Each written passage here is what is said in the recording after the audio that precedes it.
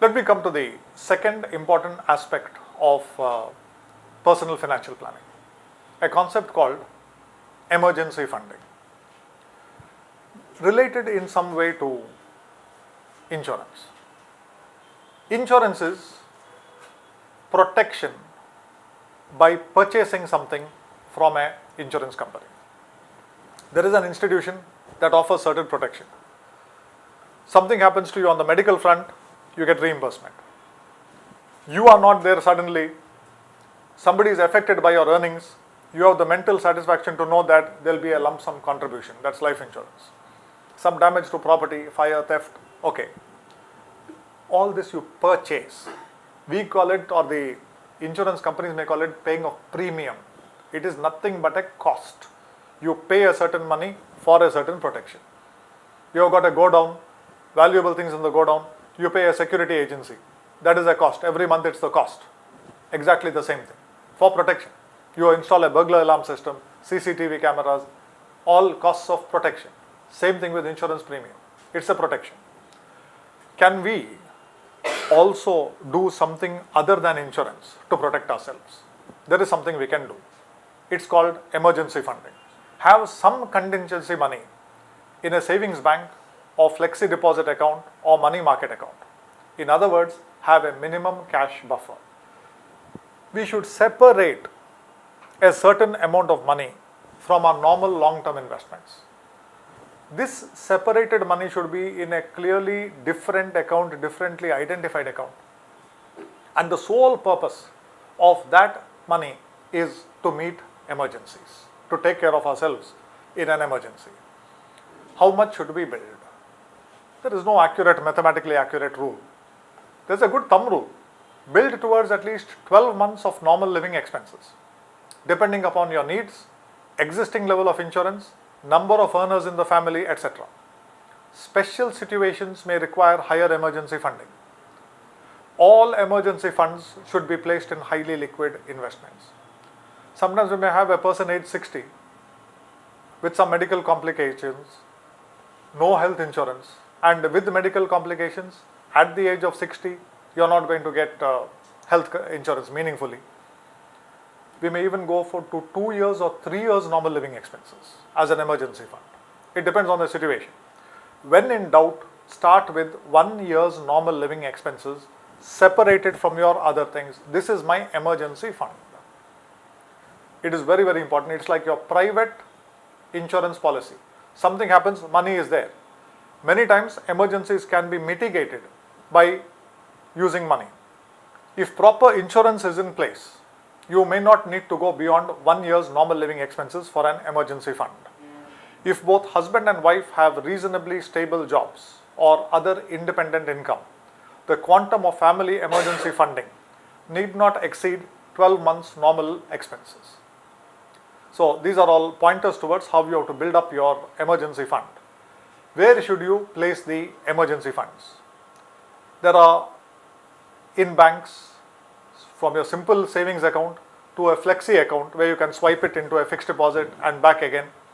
In mutual funds, there are liquid mutual funds or short-term floating rate mutual funds.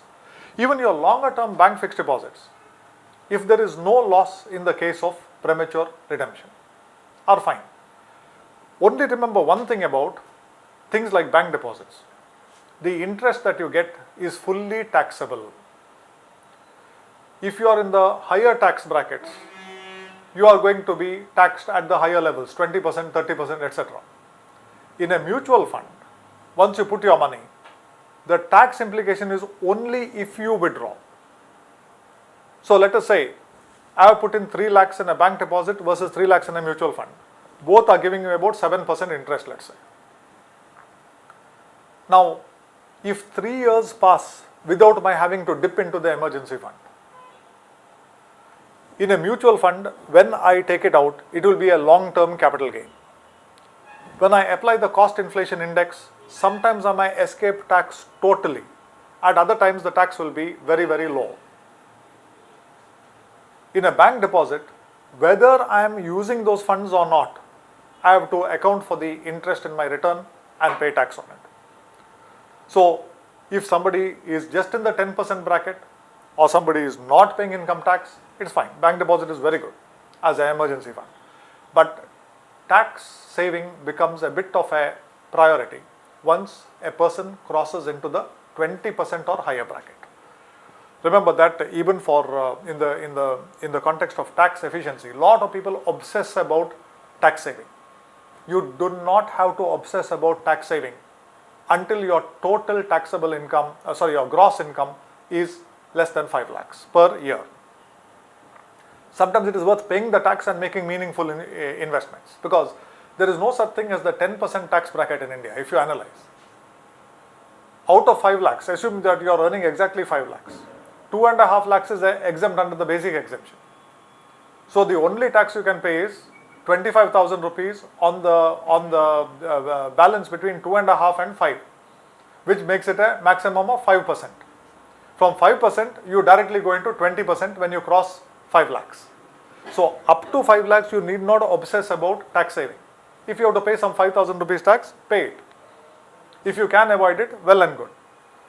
But once you cross into the 5 lakhs, then for emergency funding, it is better to avoid bank deposits and go for things like your mutual funds. Emergency funds must preferably be placed in joint names under the anyone or survivor mode of holding. Especially husband and wife or family members, because if suddenly somebody cannot for some reason operate the bank account, many times elderly people may have a stroke, they may not be able to sign.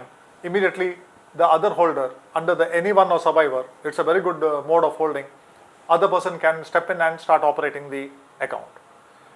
The other factor to be remembered about emergency funding is the two important factors are liquidity and safety. These are the two factors. They should be very liquid. The definition of an emergency fund liquidity is I should be able to convert that asset into cash within 24 hours. That is the definition, 24 hours liquidity. Safety. Never mind if the returns are not high, returns can be low. But safety is a very, very important factor. With safety as a parameter and liquidity as a parameter, I can argue something like this. Can I keep an emergency fund in a current account? Yes, you can. It is very safe, it is very liquid, especially if it's a reasonably good bank. Now, isn't it foolish to keep it there because current accounts don't pay me anything? That is also correct. Can I go to an savings account? Definitely. From 0, you have gone to 4%, which is a good. Next is, will a liquid fund give me a little higher? Maybe it may give me 5%, 6% in today's scenario. Fine, if I am getting a little more than the SBI account, nothing prevents me from going there. Why? In all these three, let it be current account, savings account, liquid fund, liquidity and safety are not compromised. They are not compromised. And today's mutual funds are all very tech savvy.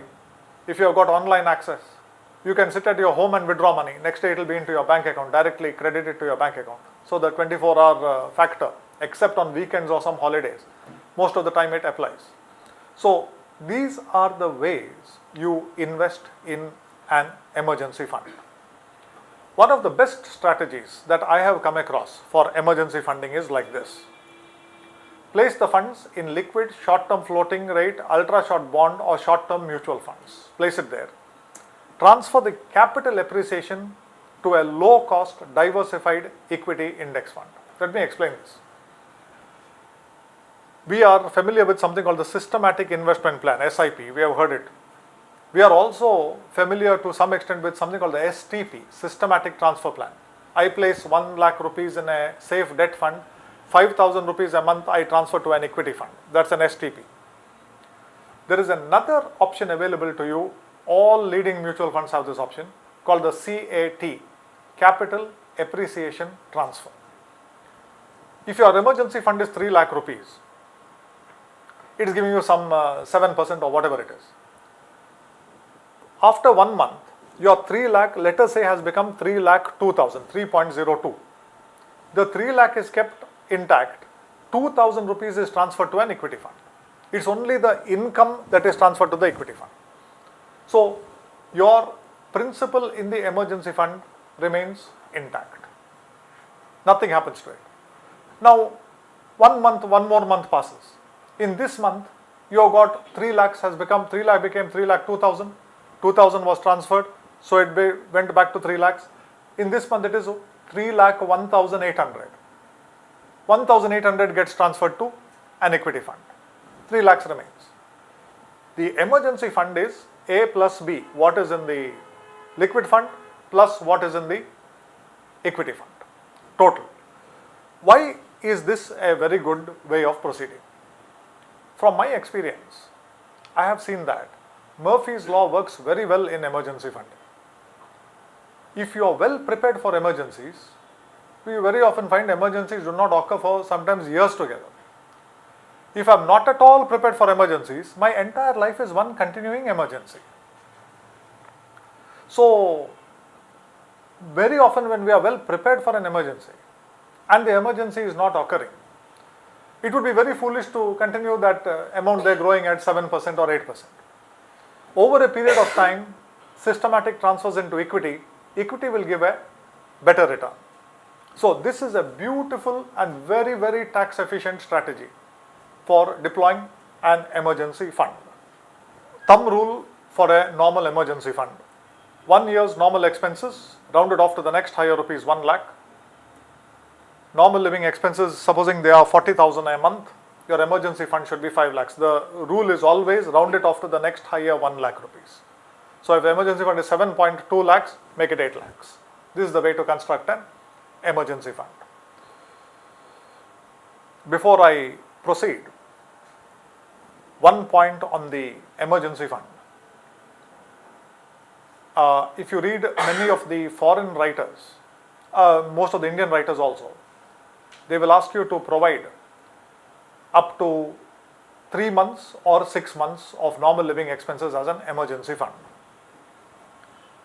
Very, very few advisors will ask you to go up to 1 year's normal living expenses. Let me tell you, is 3 months or 6 months or 1 year correct? I do not know. There is no mathematically accurate way of calculating this. In the Indian context, from my observation, I tell people it's worth going for a 1 year's normal living expense emergency fund. One funny thing that has happened in India is a lot of people were advising just 3 months living expenses. The moment the global financial crisis came and went, all the 3-month chaps have stopped. Now everybody is centering around 6 months. I think we need 1 year's normal living expenses. I'll give you my rationale. It may not be correct. I may not be able to defend it, but for whatever it is worth, let me tell you. What I want is, supposing I lose my job, or for some other reason, health or other reason, I cannot work. I want the mental comfort that I do not have to worry about how to pay my various normal bills for the next 1 year. This is how I look at it. 2 examples let me give you. One is for NRIs, especially the vast number of Indians who are working in the Gulf countries. Even way back about 8 years back or so, a family with 2 or 3 children, the expenses would be 2 to 2.5 lakhs including rent. Now 2 to 2.5 lakhs per month I am talking about, not per year, per month.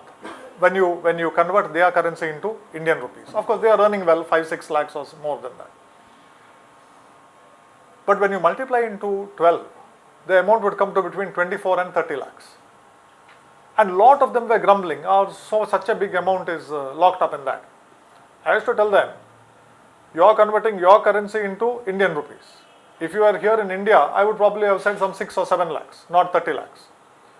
The fact is that you are not living here.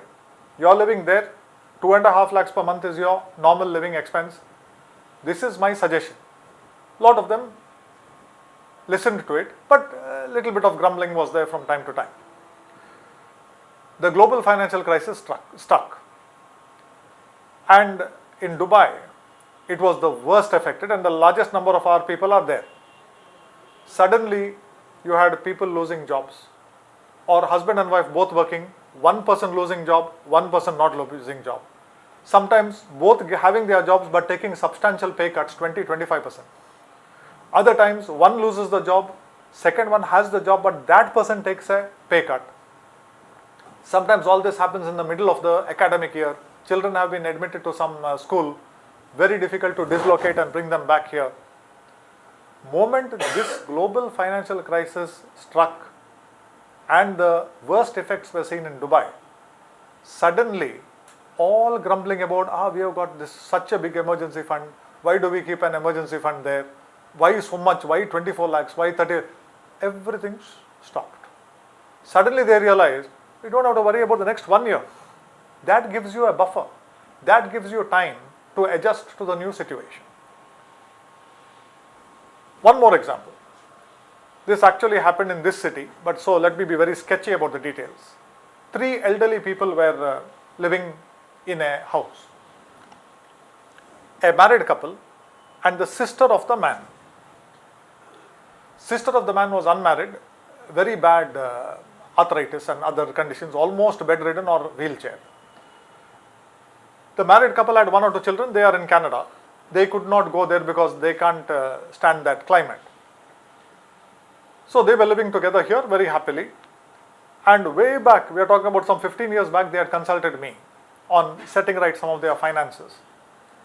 And I found that they were living a reasonably comfortable life in those days, but quite a simple life. With all the medication and other things, they are maybe in 2000, the normal expense was hardly 15,000 rupees a month, but no health insurance. So when I did my quick calculations, I told them 15,000 rupees a month, I am not satisfied with a 1 year emergency fund, 1 year normal living expenses. I would say let's go to what we maximum advise, 36 months. So 36 into 15, something like probably 5,40,000. Round off to the next higher 1 lakh, 6 lakhs. 6 lakhs emergency fund, they agreed. Nothing happened. 2, 3, 4 years, nothing happened. And they were very, very meticulous people. Every 6 months or 1 year, they used to come and consult me. Any updating to be done? How is this thing? What's the financial plan? Any changes? After about 2, 3 reviews, they started saying, see this 6 lakh emergency fund, now it has crossed 7 lakhs, 7.5 lakhs, slowly it is growing, but nothing much happening there. Whereas on the other side, that was that time between that 2003 to 2007, the stock markets were really booming. I said, nothing may be happening, but your situation, 3 people almost in their 60s, no health insurance.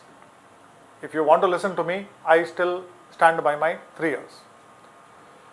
Then suddenly, this man had a heart attack. He was rushed to the hospital. Stenting had to be done, not a bypass. And it was a bypass, I forget what it was. But long story short, sometime in I think 2005 or 2006, the cost was about 2 lakh rupees. His one single treatment, no health insurance. Unfortunately for those 3 people, within a month or month and a half of that, the lady who was in the bedridden with arthritis, she had a fall, had a very bad hip fracture, hip replacement. Almost, I don't remember the exact figures, but let's say another 1.6 or 1.8 lakhs. 3.8 or between 3.5 and 4 lakhs of expenditure within 2 months. The man also recovered from his treatment. Well, that lady, not much recovery, but the hip replacement was successful. So she was back to where she was formerly. They didn't have to think. Emergency fund was about 7.5 lakhs or slowly creeping towards 8 lakhs. They didn't have to think, just withdraw, pay the bills and get back. Now, after these 2 calamities, we are still having at least 3.5 lakhs in the emergency fund. After they recovered, they come for their next review. I didn't open my mouth. The first question is not how our mutual funds are doing, not how our stocks are doing. First is, we had that emergency fund. We had about 7.5 there. Now almost 4 is gone out, so we have got about 3.5. Should we not build it back to that level? The same people who are telling me, too much of money here, nothing is happening. We know the value of an emergency fund only when there is an emergency. This is the problem.